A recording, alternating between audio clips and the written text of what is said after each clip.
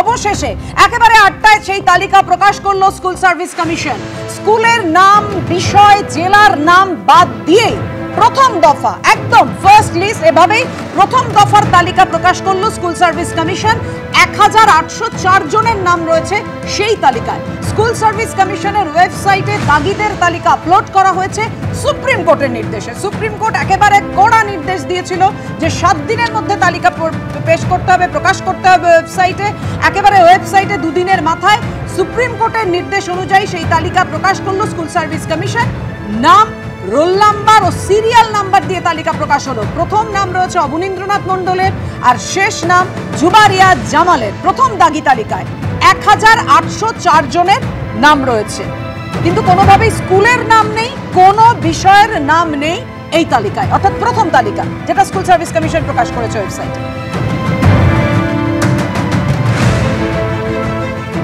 এক হচ্ছে এটা লিস্ট 1, তার মানে কি আরও লিস্ট আগামী দিনে আসতে চলেছে কিনা, তার কারণ আদালতে দাঁড়িয়ে, সর্বোচ্চ আদালতে দাঁড়িয়ে ৭ দিনের মধ্যে লিস্ট প্রকাশ করবে বলেছিল, তার আগেই প্রকাশ হয়ে গেছে। আর কোনো লিস্ট আসছে কিনা, এবং এটা এখানে কোথাও মেনশন করা নেই কৃষ্ণেন্দু যে এটা 9, 10, 11, 12-এরই লিস্ট কিনা, এইটা কোনো ক্ল্যারিফিকেশন কমিশনের তরফে এসেছে? দেখো, কমিশন সূত্রে এটা জানানো হয়েছে, প্রথমত হচ্ছে এটাই ফাইনাল লিস্ট, অর্থাৎ ১৮০৪ জনের যে তালিকা প্রকাশ করা হয়েছে, এই তালিকাটা হচ্ছে প্রত্যেকটাই হচ্ছে শিক্ষকের নাম, এবং সেই শিক্ষক নবম, দশম, একাদশ, দ্বাদশের শিক্ষক। অর্থাৎ যেটা সুপ্রিম কোর্টে কমিশনের আইনজীবী কল্যাণ বন্দ্যোপাধ্যায় ১৯০০ জনের তালিকার কথা বলেছিলেন, ১০১০ তালিকার কথা বলেছিলেন, কমিশন সেটা যে তালিকা প্রকাশ করেছে সেটা হচ্ছে ১৮০৪। এটা প্রত্যেকের শিক্ষকের তালিকা, নবম, দশম, একাদশ, দ্বাদশ, প্রত্যেকেই 4টে সেকশন মিলিয়ে, 2টো সেকশন মিলিয়েই এই তালিকা, এবং এরপর আর কোনো তালিকা প্রকাশিত হবে না, এটাই ফাইনাল লিস্ট। তার পাশাপাশি আরো একটা তালিকা দ্বিতীয় পর্যায়ে স্কুল সার্ভিস কমিশন প্রকাশ করেছে, সেটা হচ্ছে অ্যাডমিট কার্ড বাতিল করে দেওয়া। তুমি জানো যে 7 এবং 14 তারিখ পরীক্ষা দেওয়া হচ্ছে, সেটা সুপ্রিম কোর্টের নির্দেশে। 7 তারিখ নবম, দশম। আমি একবার তোমাকে থামাচ্ছি, আরেকটু ক্লিয়ার হয়ে নিতে চাইছি কৃষ্ণেন্দু, এটাই একমাত্র লিস্ট, আর কোনো লিস্ট স্কুল সার্ভিস কমিশন প্রকাশ করবে না, অর্থাৎ এই ১৮০৪ জনই দাগি, এইটা ক্লিয়ার করে দেওয়া হচ্ছে কমিশনের তরফে। আরেকবার বলো কৃষ্ণেন্দু। এটা কমিশনের তরফে স্পষ্ট করে দেওয়া হয়েছে, ১৮০৪ জনের তালিকাই হচ্ছে সম্পূর্ণ তালিকা, এরপর আর নতুন কোনো তালিকা নেই, এবং এই তালিকা হচ্ছে শিক্ষকদের তালিকা, এবং এই তালিকা নবম, দশম, একাদশ, দ্বাদশ এই 2টো সেকশনেরই তালিকা। একসঙ্গে সংঘবদ্ধভাবে এই তালিকা প্রকাশ করা হয়েছে। যে ১৮০৪ জনের তালিকা আজকে স্কুল সার্ভিস কমিশন প্রকাশ করেছে অ্যালফাবেটিক্যালি, এবং তার সিরিয়াল নাম্বার দিয়ে এবং রোল নাম্বার দিয়ে এবং নাম দিয়ে, এই তালিকাটাই হচ্ছে টেন্টেডদের তালিকা বা দাগিদের তালিকা। আরো স্পষ্ট করে বললে নবম, দশম, একাদশ, দ্বাদশের দাগি শিক্ষকদের তালিকা।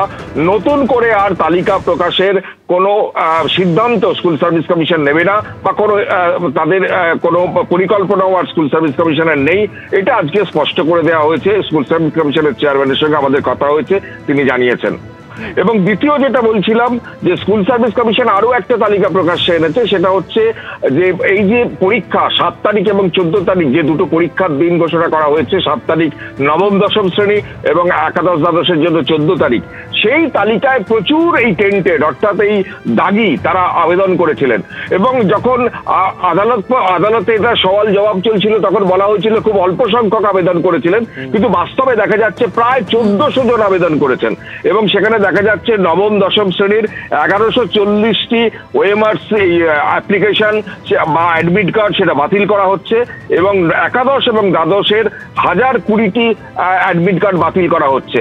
অর্থাৎ একই জন একাধিক পরীক্ষায় বসেছেন। সেক্ষেত্রে কমিশন সূত্রে যেটা খবর, 1400 জন এই ১৮০৪ জনের মধ্যে যাদের নাম আছে, তারা কিন্তু এই পরীক্ষায় অ্যাপ্লাই করেছিলেন, তারা পরীক্ষায় বসতে চেয়েছিলেন। ১৪০৪ মানে ভয়ঙ্কর তথ্য সামনে আসছে যে তারা এই পরীক্ষার্থী হিসেবে অ্যাপ্লাই করেছিলেন, আবেদন করেছিলেন, যারা অযোগ্য দাগি তা সত্ত্বেও তারা কিন্তু অ্যাপ্লাই করেছিলেন। অ্যাডমিট কার্ড এখন বাতিল করা হচ্ছে।